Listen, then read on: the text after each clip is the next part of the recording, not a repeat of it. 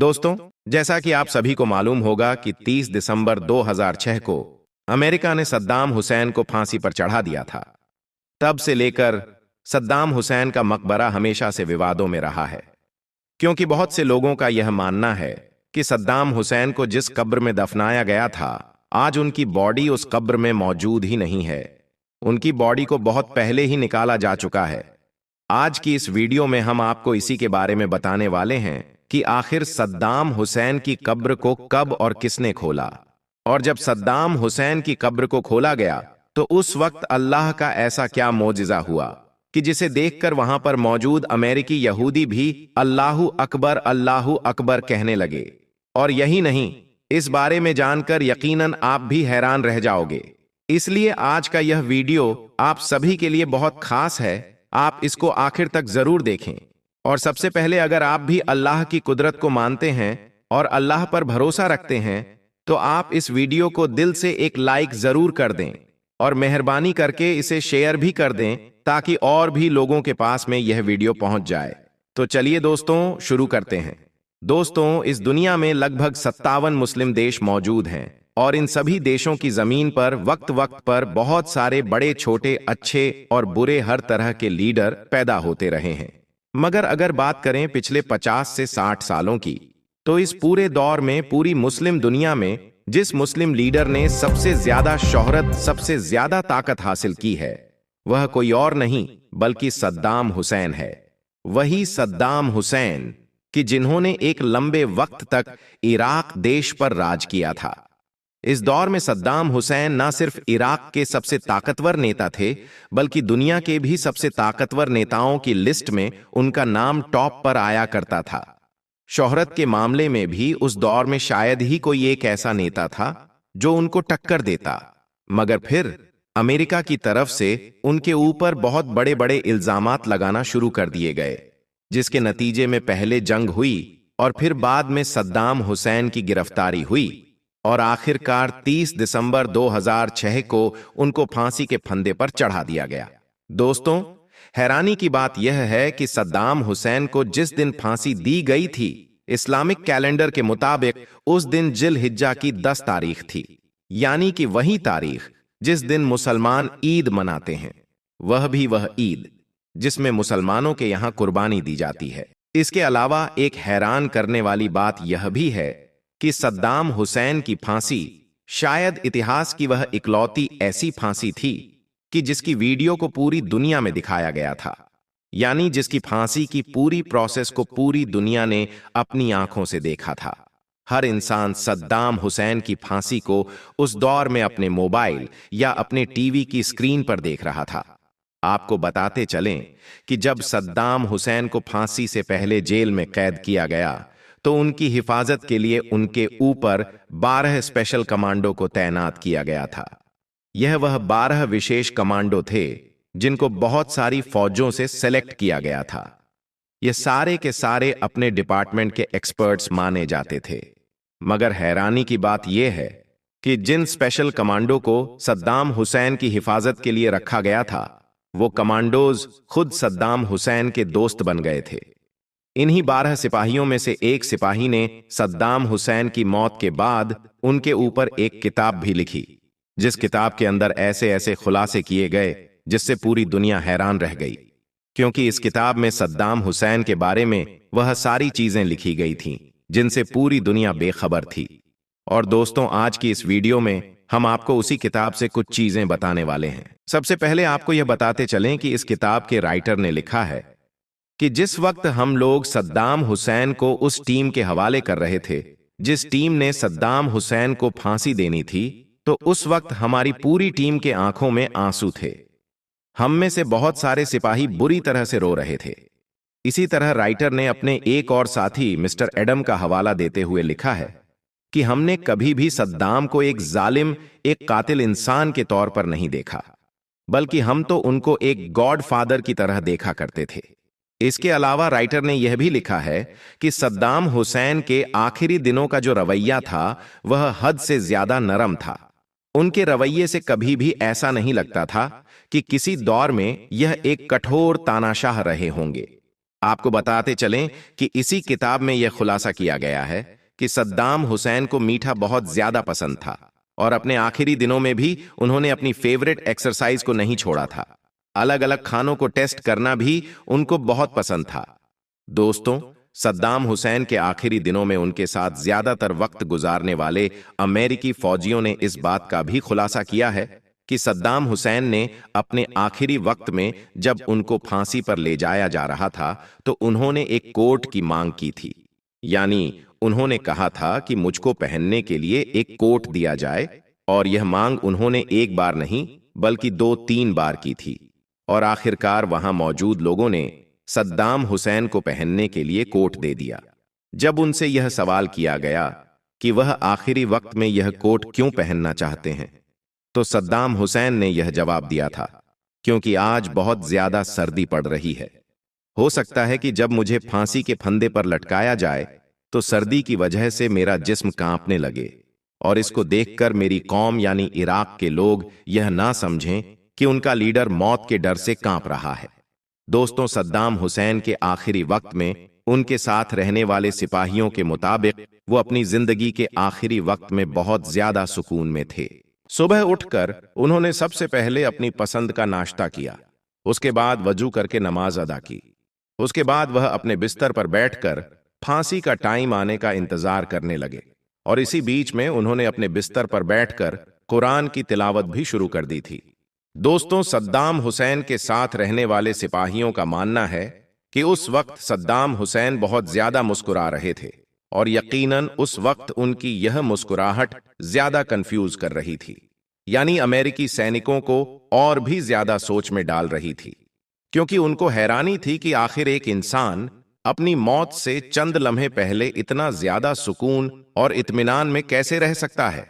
दोस्तों, फांसी हो जाने के बाद सद्दाम हुसैन की बॉडी को एक फौजी हेलीकॉप्टर की मदद से त्रित शहर के उसी गांव में पहुंचा दिया गया था जिस गांव में सद्दाम हुसैन की पैदाइश हुई थी, और वहां पर ही उनकी बॉडी को दफना दिया गया था, और उसके बाद उसके ऊपर एक मकबरा भी बना दिया गया था। तब से लेकर आज तक लगातार हर साल 28 अप्रैल के दिन यहां पर बहुत सारे लोगों की भीड़ जमा होती है, क्योंकि यह सद्दाम हुसैन की सालगिरह का दिन होता है। इस दिन जमा होने वाले लोगों में बड़े लोगों के साथ साथ स्कूल के छोटे बच्चे भी शामिल होते हैं। हालांकि आपकी नॉलेज के लिए यह बताते चलें कि सद्दाम हुसैन का मकबरा भी हमेशा से ही विवादों में रहा है, क्योंकि इसके बारे में इराक के ज्यादातर लोगों का यही मानना है कि अब सद्दाम हुसैन के मकबरे में उनकी बॉडी मौजूद नहीं है, यानी उनकी बॉडी को बहुत पहले ही निकाल लिया गया था। अब यह बॉडी उनकी कब्र से किसने निकाली, किस तरह से निकाली, इसके बारे में अलग अलग लोग अलग अलग राय रखते हैं। कुछ लोगों का मानना है कि जब सन 2015 में इराक की फौज और आईएसआई के बीच लड़ाई शुरू हुई थी, तो उसी लड़ाई में सद्दाम हुसैन के मकबरे को तबाह कर दिया गया था, जिसकी वजह से उनकी लाश भी कब्र से गायब हो गई थी। जबकि कुछ लोगों का यह भी मानना है कि ऐसा शिया संगठन जो सद्दाम हुसैन से हद से ज्यादा नफरत किया करते थे, उसने सद्दाम हुसैन के मकबरे पर बम से अटैक करके उनकी बॉडी को उनकी कब्र से गायब कर दिया है। जबकि बचे हुए लोगों का यह भी मानना है कि सद्दाम हुसैन की बॉडी को उनकी कब्र से उनके किसी दुश्मन ने गायब नहीं किया, बल्कि खुद उनकी बेटी हाला, जो कि जॉर्डन में रहती है, वह एक बार अपने पर्सनल प्लेन से चुपके से इराक आई थी और इराक आकर अपने वालिद की कब्र से उनकी बॉडी को निकालकर अपने साथ ले गई थी।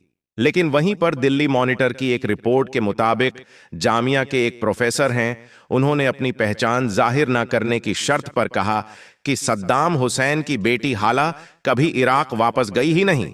लेकिन हां, यह हो सकता है कि सद्दाम हुसैन की लाश को किसी खुफिया जगह पर मुंतकिल कर दिया गया हो।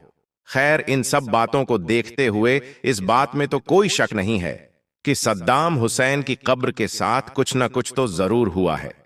हालांकि इन बातों में से कौन सी बात सच है, यह तो अल्लाह ही बेहतर जानता है। दोस्तों, इसके अलावा सद्दाम हुसैन के मकबरे को लेकर एक बात और कही जाती है कि सद्दाम हुसैन को फांसी दिए जाने के 12 साल बाद एक बार अमेरिका के राष्ट्रपति के इशारे पर जब सद्दाम हुसैन की कब्र को खोला गया, तो उस वक्त सद्दाम हुसैन की कब्र में अल्लाह का जो मोजिजा दिखा, उसे देखकर वहां पर मौजूद सारे अमेरिकी यहूदी हैरान रह गए और अल्लाहू अकबर कहने लगे, क्योंकि उन्होंने देखा कि 12 साल बाद भी सद्दाम हुसैन की लाश कब्र में बिल्कुल सही सलामत और तरोताजा मौजूद है। दोस्तों, सद्दाम हुसैन की कब्र को जब खोला गया तो उस वक्त लोगों ने एक बहुत ही हसीन और दिलकश नजारा अपनी आंखों से देखा था।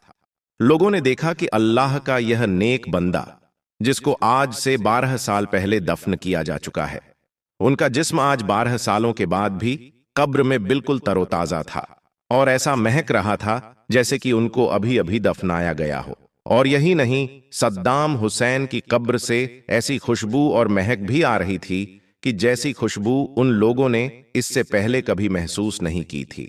जब उन लोगों ने अल्लाह का यह करिश्मा देखा, अल्लाह की यह शान देखी, तो वहां पर मौजूद मुसलमान कहने लगे कि लोग समझते हैं कि अल्लाह के नेक बंदों के जिस्मों को कब्र की मिट्टी खा जाती है, उनका कफन मेला हो जाता है, उनके जिस्म को कीड़े मकोड़े खा जाते हैं। तो ऐसे लोग अल्लाह का यह करिश्मा देख लें। अल्लाह जब लोगों के सामने अपनी कुदरत को जाहिर करना चाहता है, जब अल्लाह अपने नेक बंदों की शान लोगों को दिखाना चाहता है, तो फिर अल्लाह के ऐसे ही मौजिज़ात देखने को मिलते हैं।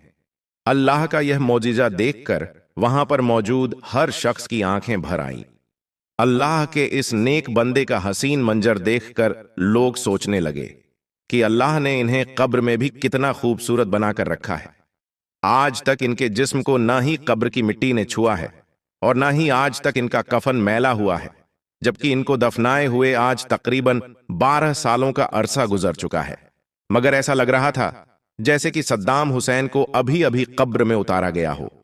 और यही नहीं, जैसे ही सद्दाम हुसैन की कब्र को खोला गया तो खुशबू दूर दूर तक बिखर गई, जिसको देखकर अमेरिकी यहूदी भी अल्लाहू अकबर कहने लगे। दोस्तों, याद रखें, शहादत एक अजीम रुतबा और बड़ा मुकाम है जो किस्मत वालों को ही नसीब होता है। यहां तक कि शहादत का मुकाम नबुव्वत के मुकाम के तीसरे दर्जे पर बताया गया है। यही वजह है कि अल्लाह ताला ने खुद इरशाद फरमाया है कि जो लोग अल्लाह की राह में कत्ल किए गए उन्हें मुर्दा ना कहो, बल्कि वह तो जिंदा हैं और अपने परवरदिगार के करीब हैं। दोस्तों, कुरान पाक की इस आयत को उस वक्त काफिर यहूदी भी मान गए जिस वक्त सद्दाम हुसैन की कब्र को खोला गया। जैसे ही सद्दाम हुसैन की कब्र को खोला गया तो अंदर का नजारा देखकर सब लोग हैरान रह गए और अल्लाहू अकबर कहने लगे। अगर आप भी मानते हो कि अल्लाह के नेक बंदों का कफन कभी मेला नहीं होता है, तो आप इस वीडियो को दिल से एक लाइक जरूर कर दें। दोस्तों, सऊदी अरब के शहर मदीना में मौजूद मस्जिद नबवी तारीख़ इस्लाम की तीसरी मस्जिद और मस्जिदुल हरम के बाद दुनिया की दूसरी सबसे बड़ी मस्जिद है। और यह मस्जिद इतनी ज्यादा खूबसूरत है कि जिसको देखकर इंसान की सांसें थम सी जाती हैं। मगर क्या आप जानते हो कि जब खाना काबा यानी कि बैतुल्लाह शरीफ 24 घंटे खुला रहता है, तो फिर ऐसी क्या वजह है कि जिसकी वजह से मस्जिदें नबवी को रात को बंद कर दिया जाता है? यानी कि मस्जिदें नबवी रात के वक्त में खाली क्यों करवा दी जाती हैं? आखिर रात के वक्त इस मस्जिद में ऐसा क्या होता है कि जिसकी वजह से रात के वक्त किसी को भी इस मस्जिद में आने की या फिर जाने की या इसमें रुकने की इजाजत नहीं दी जाती है? क्या इसकी वजह मस्जिद नबवी में किसी नूरानी या रूहानी मखलूक की आमद होना है या फिर इसकी कोई और वजह है? और क्या यह सिलसिला आज भी जारी है? इन तमाम सवालों के जवाब आज हम आपको इस वीडियो में देने वाले हैं। इसलिए आज का यह वीडियो आप सभी के लिए बहुत खास है। आप इसको आखिर तक जरूर देखें और सबसे पहले आप मस्जिद नबवी की मोहब्बत में इस वीडियो को दिल से एक लाइक जरूर कर दें और मेहरबानी करके इसे शेयर भी कर दें ताकि और भी लोगों के पास में यह वीडियो पहुंच जाए। तो चलिए दोस्तों, शुरू करते हैं। दोस्तों, हिजरत के बाद अल्लाह के प्यारे नबी हजरत मोहम्मद सल्लल्लाहु अलैहि वसल्लम ने मदीना में जिस मस्जिद की तामीर फरमाई थी उसी को आज मस्जिद नबवी के नाम से जाना जाता है। इस मस्जिद के लिए वही जगह चुनी गई थी जहां पर अल्लाह के प्यारे नबी की ऊंटनी जाकर बैठी थी। यह जमीन बनु नजर के 2 यतीम बच्चों की थी जिनके नाम साहिल और सोहेल थे, जिसको फिर आप सल्लल्लाहु अलैहि वसल्लम ने उन्हें कीमत देकर खरीद लिया था। इस मस्जिद की तामीर में सहाबाए किराम के साथ साथ आप सल्लल्लाहु अलैहि वसल्लम ने भी पत्थर उठाए थे और यह मस्जिद इस्लाम की सादगी की एक सच्ची तस्वीर है। दोस्तों, एक हिजरी यानी कि सन 622 ईस्वी में इस मस्जिद की नींव यानी कि मस्जिदें नबवी की नींव खुद अल्लाह के प्यारे नबी हजरत मोहम्मद सल्लल्लाहु अलैहि वसल्लम ने रखी थी। उस वक्त मस्जिद नबवी सिर्फ खजूरों के तनों और पत्तों से बनाई गई थी, लेकिन फिर अल्लाह के प्यारे नबी के जमाने में ही इस मस्जिद में फिर से इजाफा किया गया। उस वक्त यह मस्जिद सिर्फ 1000 स्क्वायर मीटर में ही थी, लेकिन आज यह मस्जिद 3,84,000 स्क्वायर मीटर में फैल गई है और इस वक्त मस्जिद नबवी में 10 लाख से भी ज्यादा लोग एक साथ नमाज अदा कर सकते हैं। पूरे अरब में पहली बार इलेक्ट्रिक लाइटों का इस्तेमाल इसी मस्जिद में किया गया था। मगर दोस्तों, अब सवाल यह उठता है कि इतनी बड़ी मस्जिद को रात के वक्त में बंद करने की नौबत क्यों आई, यानी कि इस मस्जिद को रात के वक्त में खाली क्यों कर दिया जाता है? क्या इस मस्जिद में रात को कोई नूरानी या रूहानी मखलूक आती है या फिर इसकी कोई और वजह है? आइए अब जानते हैं इसके बारे में। दोस्तों, सबसे पहले तो आपको इस सवाल का जवाब दे देते हैं कि जब खाना काबा 24 घंटे के लिए खुला रहता है तो फिर आखिर इसकी क्या वजह है कि रात के वक्त मस्जिद नबवी को बंद कर दिया जाता है। तो इस हवाले से हम आपको बता दें कि इस सवाल को लेकर हमारे पास 2 तरह के जवाबात हैं और आज हम उन दोनों ही तरीकों के जवाब आप तक पहुंचाने की कोशिश करेंगे। लिहाजा आप इस वीडियो को आखिर तक जरूर देखें। दोस्तों, इनमें से पहला जवाब तो एक वाक्य की सूरत में है जो आज से तकरीबन 20 साल पहले का वाकया है। एक मर्तबा मक्का शरीफ में यानी कि खाना काबा के सहन में बहुत सारे बड़े बड़े उलमाए किराम तशरीफ फरमा थे और आपस में गुफ्तगू कर रहे थे कि तभी अचानक ही वहां पर एक अरबी इंसान उनके सामने आया और उन सबसे मुखातिब होकर कहने लगा कि ए उलमाए किराम, क्या आप जानते हो कि खाना काबा रात दिन क्यों खुला रहता है? यानी कि खानाए काबा 24 घंटे क्यों खुला रहता है, जबकि मस्जिदें नबवी रात के वक्त में बंद कर दी जाती हैं। रात के वक्त में मस्जिद नबवी में किसी को भी रुकने की इजाजत नहीं दी जाती है। आखिर ऐसा क्यों है? मुझे आप इसके बारे में बताएं और आपका जवाब सिर्फ और सिर्फ कुरान पाक के हवाले से होना चाहिए, यानी कि आप कुरान पाक का हवाला देकर इस सवाल का जवाब दें। दोस्तों, कहा जाता है कि उस अरबी शख्स का यह सवाल सुनकर जहां बड़े बड़े उलमाए किराम खामोश होकर गहरी सोच में डूब गए थे, वहीं पर एक आलिम साहब खड़े हुए और उन्होंने फौरन ही आयतुल कुर्सी को पढ़ना शुरू कर दिया था और फिर फरमाया कि ऐ शख्स, अल्लाह के सिवा कोई माबूद नहीं है। वह जिंदा है और हमेशा जिंदा रहेगा। वही है जो इस पूरी कायनात को थामने वाला है। ना उसे कभी ऊंघ आती है और ना ही कभी उसे नींद आती है। इसीलिए अल्लाह का यह घर यानी कि खाना काबा दिन रात 24 घंटे खुला रहता है और मस्जिद नबवी में हमारे प्यारे नबी हजरत मोहम्मद सल्लल्लाहु अलैहि वसल्लम का रोजा मुबारक है, जिसमें अल्लाह के प्यारे नबी आराम फरमा रहे हैं। तो क्योंकि आप सभी को मालूम है कि नींद इंसानों के साथ में लाजमी है, यानी कि अगर कोई इंसान है तो उसके लिए सोना और आराम करना लाजमी है। इंसान को आराम की जरूरत होती है, इसलिए रात के वक्त में मस्जिद नबवी को बंद कर दिया जाता है, जबकि अल्लाह नींद से पाक है, यानी कि अल्लाह पाक को ना ही कभी नींद आती है और ना ही कभी ऊंघ आती है। इसलिए खाना काबा जो अल्लाह पाक का मुकद्दस घर है, वह दिन रात यानी कि 24 घंटे खुला रहता है। तो दोस्तों, यह तो था इस बात का पहला जवाब कि रात को मस्जिद नबवी को क्यों बंद कर दिया जाता है। अब आपको बताते हैं कि दरअसल मस्जिद नबवी को रात के वक्त बंद करने की असल वजह क्या है, यानी कि इसको रात के वक्त में क्यों बंद कर दिया जाता है। दोस्तों, दरअसल सऊदी अरब के मरहूम हुक्मरान शाह अब्दुल्लाह से पहले एक मामूल था, यानी कि एक दस्तूर था कि मस्जिद नबवी की साफ सफाई का काम और रोजा मुबारक की देखभाल के लिए सिर्फ हबशी लोग ही मौजूद होते थे, जिन्हें आगा कहा जाता था। आगा दरअसल तुर्की जबान का एक लफ्ज है जिसका मतलब काबिल एहतराम बुजुर्ग या सरबराह होता है। खिलाफते उस्मानिया के दौर में मस्जिद नबवी के खादिमों को आगा कहकर पुकारा जाता था और उनके लिए यही नाम आज तक भी अरबी जबान में वैसे ही मौजूद है।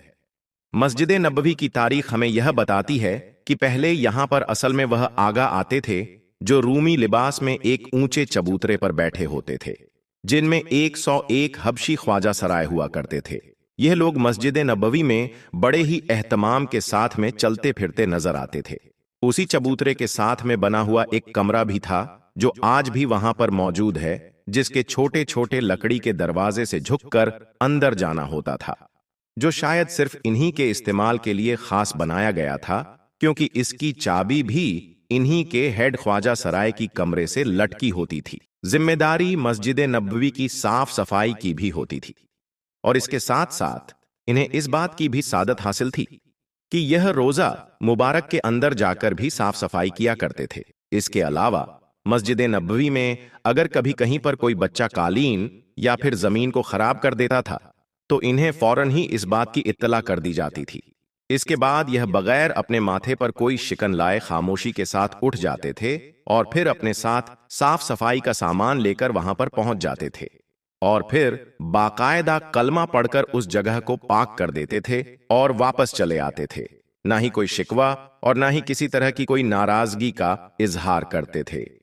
तो दोस्तों, हम आपको बता रहे थे कि मरहूम शाह अब्दुल्लाह से पहले मस्जिद नबवी में यही आम मामूल था कि इशा की नमाज के तकरीबन 1 या 1.5 घंटे के बाद ख्वाजा सराय मस्जिदें नबवी से लोगों को निकालना शुरू कर देते थे। और यही नहीं, औरतों वाले हिस्से में भी सिर्फ इन्हीं को आने जाने की इजाजत होती थी, यानी कि यह औरतों वाले हिस्से में भी आ जा सकते थे। इसलिए मर्दों के साथ साथ औरतों को भी निकालते जाते थे और साथ ही यहां पर साफ सफाई का काम भी शुरू कर देते थे और फिर एक एक करके मस्जिद नबवी के तमाम दरवाजे बंद करते जाते थे और ऐसे करते करते फिर मस्जिद नबवी का आखिरी दरवाजा भी बंद कर दिया जाता था और इस तरह से मस्जिद नबवी को पूरी तरह से खाली कर दिया जाता था। और फिर अगली सुबह तहज्जुद की अजान तक मस्जिद नबवी के अंदर सिर्फ यही आगा अकेले होते थे। तो दोस्तों, इस बात की असल वजह यही थी कि जिस वजह से आज से कुछ बरस पहले तक रात के वक्त में मस्जिद नबवी को बंद कर दिया जाता था। रात के वक्त मस्जिद नबवी को खाली करवा दिया जाता था और फिर इसके अंदर रात के वक्त सिर्फ इन्हीं 5-7 आगा को रहने की इजाजत होती थी। जबकि कुछ लोगों का यह कहना है कि मस्जिद नबवी में रात के वक्त में कई तरह की नूरानी और कई तरह की रूहानी मखलूक आती है, इसीलिए रात के वक्त में मस्जिद नबवी को खाली करवा दिया जाता था। तो हम आपको बता दें कि इस बात में कोई भी सच्चाई नहीं है। मस्जिद को खाली करने की असल वजह यही थी। दोस्तों, अब आपको बताते हैं कि क्या यह सिलसिला अब भी जारी है, यानी कि क्या अब भी रात के वक्त में मस्जिद नबवी को खाली किया जाता है? क्या अब भी रात को मस्जिद नबवी बंद कर दी जाती है?